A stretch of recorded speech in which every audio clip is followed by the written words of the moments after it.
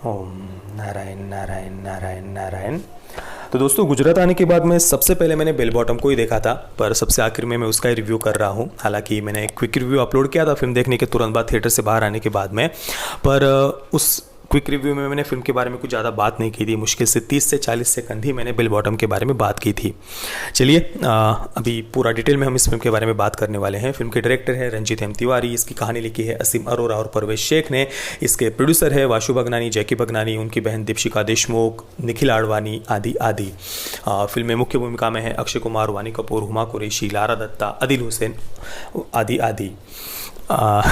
ये मैं आदि आदि कहता हूँ तो कुछ मित्र कहते हैं भाई आदि आदि क्या होता है भाई, वगैरह वगैरह, इसलिए मैं आदि आदि ये शब्द उपयोग करता हूँ। फिल्म कुल मिलाकर 2 घंटे और 3 मिनट की है। 19 अगस्त को भारत में ये फिल्म रिलीज़ हुई थी। अभी रिव्यू से पहले मैंने गूगल पर इसे सर्च किया तो IMDb पर इसे 6.6 आउट ऑफ 10 स्टार्स की रेटिंग मिली हुई है और करीब 10,693 लोगों ने इसे रेट किया है अभी IMDb पर, और 6.6 आउट ऑफ 10 स्टार्स की रेटिंग मिली है।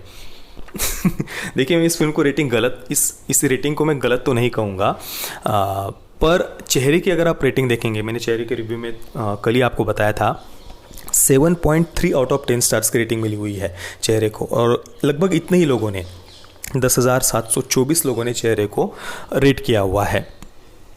अब देखिए, मुझे लगता नहीं कि इनमें से ज़्यादातर लोगों ने दोनों ही फिल्मों को देखा होगा, चाहे नेगेटिव रिव्यू हो या पॉजिटिव, में दोनों की बात कर रहा हूँ, पर लगता नहीं कि इनमें से ज़्यादातर लोगों ने फिल्म को देखा होगा।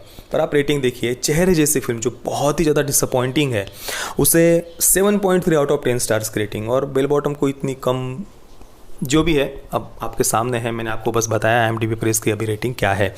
चलिए, सबसे पहले फिल्म के प्लस पॉइंट्स की हम बात करते हैं। मुझे फिल्म की 3 बातें पसंद आई। एक तो है अक्षय कुमार का परफॉर्मेंस, दूसरा है खालिस्तानी अलगाववादियों को कैसे पाकिस्तान और ISI कंट्रोल करता है, पाकिस्तान और ISI का इसके पीछे कैसे मुख्यतः हाथ है, ये दिखाने पर उन्होंने काफ़ी जोर दिया था, मुख्यतः इस पर फोकस था, और ये बात मुझे पसंद आई। और इसके अलावा 1980 के दशक को कुछ जगहों पर उन्होंने सही से रिक्रिएट किया है। ये 3 बातें मुझे फिल्म की पसंद आई।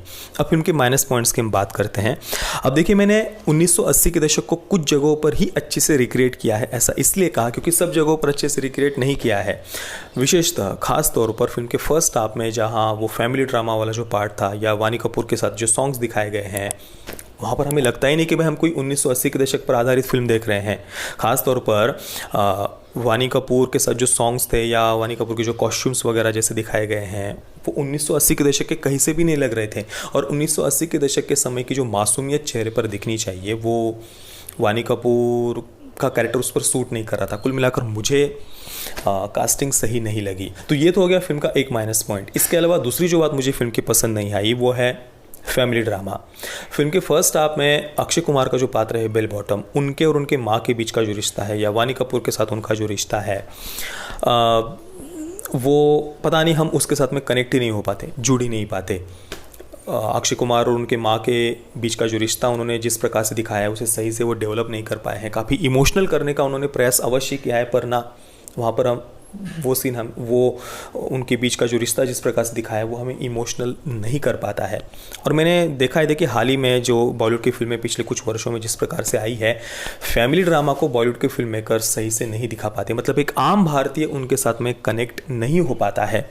इसी जगह पर आप कोई कोरियन ड्रामा देख लीजिए या कोई तेलुगु फिल्म देख लीजिए, वहाँ पर तुरंत उन परिवारों के साथ हम जुड़ जाते हैं, हम अपने आप को, अपने परिवार को वहाँ पर देख पाते हैं। पर बॉलीवुड के फिल्म मेकर्स पता नहीं वो ज़मीन से टूटते जा रहे हैं। वो एक आम भारतीय कैसे होते हैं, परिवार कैसे होते हैं, शायद वो ये समझ ही नहीं पा रहे, या उनके पता ही नहीं है क्या, मुझे नहीं पता, पर फैमिली ड्रामा को सही से नहीं दिखा पाते हैं बॉलीवुड के फिल्म मेकर्स। पर हाँ, एक सीन मुझे इसमें पसंद आया, जहाँ पर अंतिम संस्कार के समय अक्षय कुमार के जो बड़े भाई है, उनके मतलब अक्षय कुमार के पात्र के जो बड़े भाई है, वो कहते हैं कि माँ मुझसे कहती थी कि मुझे कूलर पसंद है और तुमसे कहती थी कि AC पसंद है। और इस प्रकार से वो हम दोनों को ही अपने अपने तरीके से, मतलब हम दोनों से ही वो उतना ही ज़्यादा प्रेम करती थी।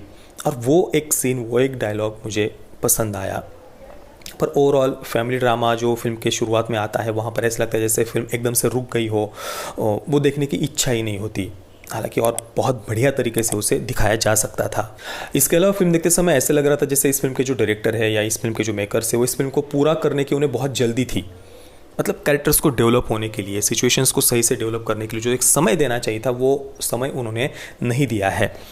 जैसे कि बेल बॉटम के जो कुछ कलीग है या जो साथी है उनके कुछ कैरेक्टर्स ऐड किए जा सकते थे, उनको कुछ अधिक समय दिया जा सकता था, अलग से उनके एक स्वभाव को, उनके कैरेक्टर को एक टच दिया जा सकता था, पर वो नहीं दिया गया है। जैसे कि बेबी में देखिए राणा रघुपति या अनुपम खेर जी का जो पात्र था उनको एक अलग से डेवलप किया है उन्होंने, पर यहाँ पर ऐसा कोई अलग अक्षय कुमार के जो साथी थे उनके कैरेक्टर को अलग से समय नहीं दिया है, पूरा का पूरा फोकस केवल अक्षय कुमार पर ही था। तो ये एक कमी भी फिल्म की हम कह सकते हैं। इसके अलावा लारा दत्ता का जो पात्र था वो भी उतना कन्विंसिंग नहीं था। कुल मिलाकर पॉजिटिव पॉइंट से ज़्यादा नेगेटिव पॉइंट्स ही फिल्म में ज़्यादा है, पर फिर भी फिल्म को मैं वन टाइम वॉच कहूँगा।